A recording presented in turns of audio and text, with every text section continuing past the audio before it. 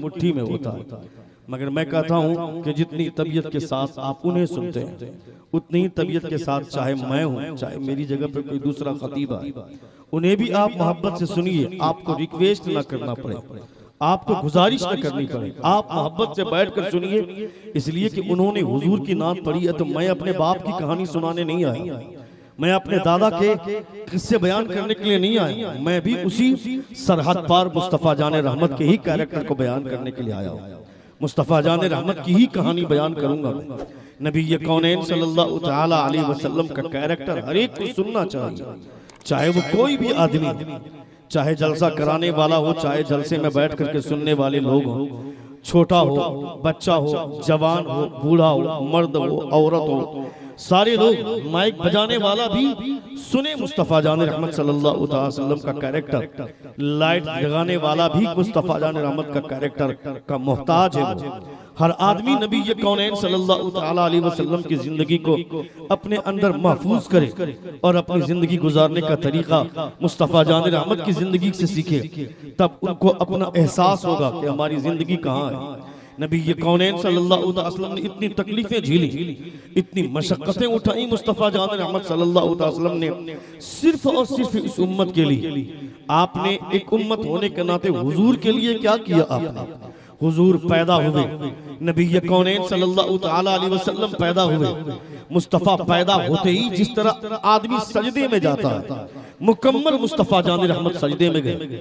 हम और आप सजदे में जाते हैं तो कहते हैं सुभान रब्बियल आला, मगर मुस्तफ़ा जान रहमत जब सजदे में गए तो हुजूर फरमाते हैं रब्बी हबली उम्मती, रब्बी हबली उम्मती, ऐ परवरदिगारा मेरी उम्मत को मेरे हवाले कर दे। यानी हुजूर सल्लल्लाहु अलैहि वसल्लम ने हर एक मौके से अपनी उम्मत को याद किया। पैदा हुए तो मुस्तफ़ा ने अपनी उम्मत को याद किया।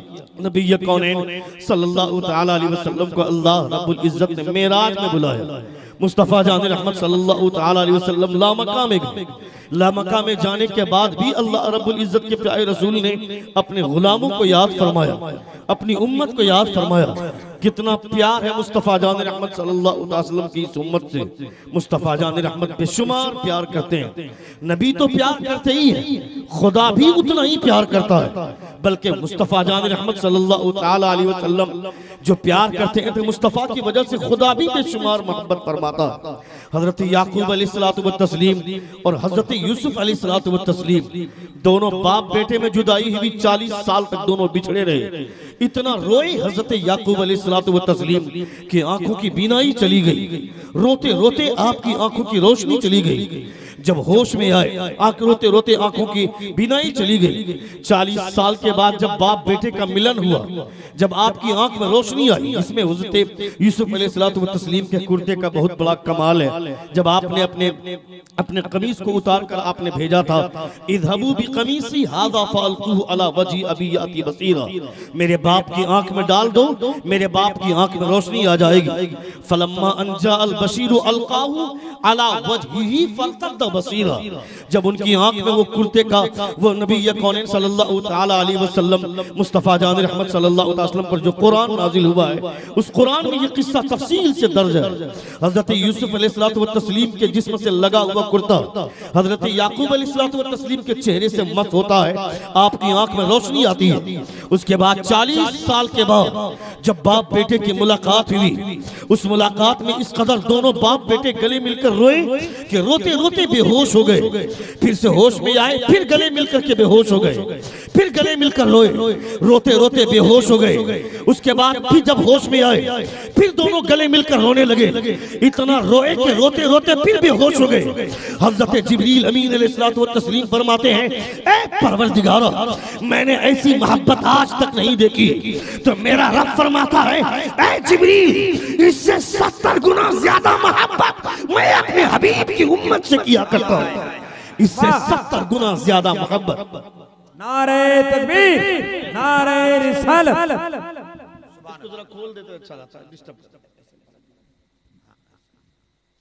एक बार जोर से कहें या रसूल अल्लाह, या रसूल अल्लाह। पूरा मजमा अपने दोनों हाथों को फिजा में लहरा कर कहें या रसूल अल्लाह, और एक बार कहें या हबीब अल्लाह, अल्लाह रब्बुल इज्जत बेशुमार मोहब्बत फरमाता इस उम्मत से। नबी कौनैन सल्लल्लाहु तआला अलैहि वसल्लम के गुलाम आप हुए, मुस्तफ़ा जान रहमत सल्लल्लाहु तआला अलैहि वसल्लम का कलमा आपको मैसर हुआ। नबी मुस्तफ़ा जान रहमत सल्लल्लाहु तआला अलैहि वसल्लम की शरीयत आपको मिली। कभी कभी हमको अकेले में बैठकर ये एहसास करना चाहिए, खुदा चाहता 18,000 मखलूक के दरमियान में किसी और मखलूक में भी अल्लाह रब्बुल इज्जत पैदा फरमा देता। हम अगर घोड़े बन गए होते, कुत्ते बन गए होते, खुदा चाहता तो पैदा कर देता किसी भी मखलूक की सूरत अल्लाह रब्बुल इज्जत हमें अता फरमा देता।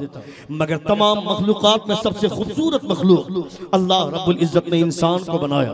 इन इंसानों में अल्लाह रब्बुल इज्जत ने हमें ऐसे घरों में हमें पैदा नहीं फरमाया जहाँ के लोग गोबर खाते हैं, जहाँ के लोग जानवर का पेशाब पीते हैं। अल्लाह रब्बुल इज्जत का शुक्र है खुदा ने ऐसे घर में पैदा फरमाया जहाँ के लोग मुस्तफ़ा का नाम सुनते हैं तो अपने अंगूठे को बोसा देकर के आंखों से लगाते हैं। मुस्तफ़ा का नाम सुनते हैं, मदीने वाले सरकार मदीने में आराम कर रहे हैं, मगर सरहद पार हिंदुस्तान में अगर कोई नाम सुनकर के मचलता है तो ये मुस्तफ़ा जान रहमत की मोहब्बत की अलामत है।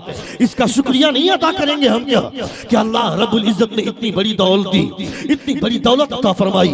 हजरत इमाम आजम अबू हनीफा से किसी ने सवाल किया कि वो कौन सा इनाम है अल्लाह रब्बुल इज्जत का जिस इनाम के, जिस नेमत के मिल जाने पर खुदा का शुक्रिया न अदा करने की वजह से ईमान के चले जाने का अंदेशा है। ए बेटा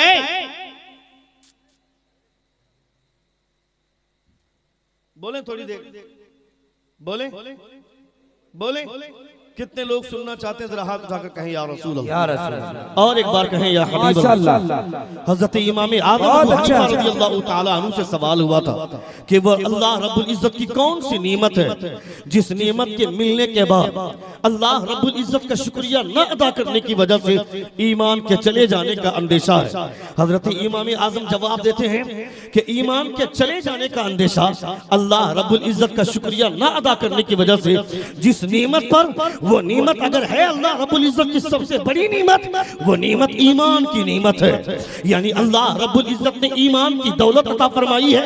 इस ईमान के मिल जाने की वजह से, शुक्रिया न अदा करने की वजह से ईमान के चले जाने का अंदेशा है। बेटा मिल गया शुक्रिया अदा करते हैं, बेटी मिल गई शुक्रिया अदा करते हैं, निकाह हो गया शुक्रिया अदा करते हैं, बिल्डिंग बन गई शुक्रिया अदा करते हैं, सर्विस हो गई शुक्रिया अदा करते हैं। मगर खुदा की सबसे बड़ी नेमत ये बेटा नहीं है, सबसे बड़ी नेमत बेटी नहीं है, सबसे बड़ी नेमत बीवी नहीं है, सबसे बड़ी नेमत वो ईमान है जो मुस्तफा जाने रहमत की मोहब्बत की सूरत में खुदा ने अता है।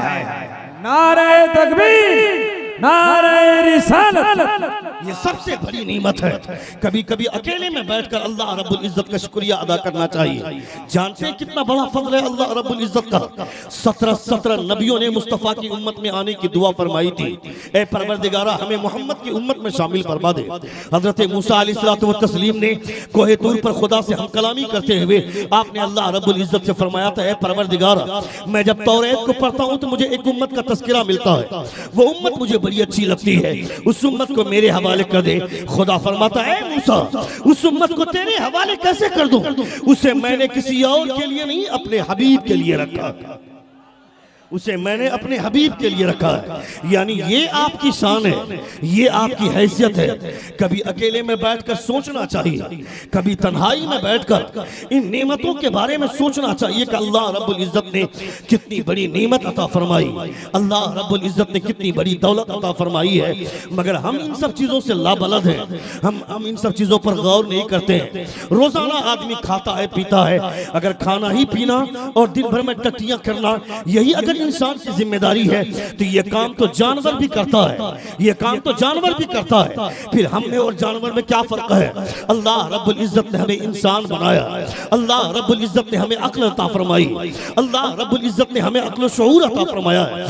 तफसीर नईमी में अल्लामा मुफ्ती अहमद यार खान नईमी रहमा फरमाते हैं, तुम्हें मालूम नहीं है ये जो मखलूक अल्लाह रब्बुल इज्जत दुनिया की जो तख्लीक फरमाई खुदा ने, अल्लाह रब्बुल इज्जत ने हर एक की तख्लीक में, अपनी हर तख्लीक में अपनी इबादत का एक असर छोड़ा है। इन दरख्तों को देख रहे हो, ये जो दरख्त खड़ा है, उलमाए किराम फरमाते हैं, तफसीर नईमी में अल्लामा मुफ्ती अहमद यार खान नईमी अलैहि रहमा फरमाते हैं, ये दरख्त दुनिया में जितने भी दरख्त हैं, ये तमाम दरख्त क़याम की हालत में हैं। जो जानवर 4 पैर वाले जानवर को हम देखते हैं, ये 4 पांव वाले जानवर ये हालत रुकू में है, और जमीन पर रेंगने वाले जानवर हैं ये हालत सजदा में है। अगर नमाज में आप क़याम भी करते हैं, नमाज में आप रुकू भी करते हैं, नमाज में आप सजदा भी करते हैं, खुदा ने जानवरों को एक हैयत अता फरमा दी।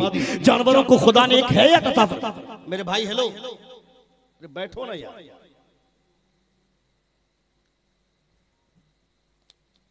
एक बार जोर से कहें या रसूल अल्लाह, और एक बार कहें या हबीब अल्लाह। पूरा कंसंट्रेट आपका होना चाहिए, आपकी तवज्जो मेरी तरफ मबजूल होनी चाहिए। एक जरा सा भी ज़हन इधर उधर भटकता है तो गुफ्तगू मिस होने लगती है, और मैं नहीं चाहता हूं कि कोई बात मिस हो जाए। मैं भूलता नहीं हूं, ये मत समझिए कि मैं रट्टू तोता हूं, तकरीर रट करके आता हूं, ऐसा नहीं है। ये अल्लाह रब्बुल इज्जत का फजल है।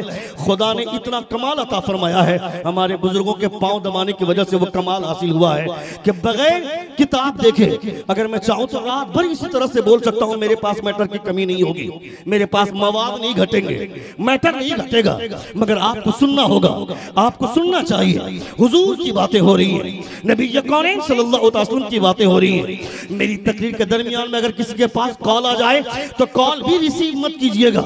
आपको प्रोग्राम के बाद लोग आपको फोन करके कहेंगे मैंने 15 बार कॉल किया, तुमने रिसीव क्यों नहीं किया, तो उसे जवाब दीजिएगा तुम कॉल कर रहे थे, ठीक उसी वक्त मैं मुस्तफा की बातें सुन रहा था। दुनिया की तमाम बातों में अगर किसी की बात सबसे बेहतर है तो वह आमना के लाल की बात है, उसके अलावा कोई बात नहीं है।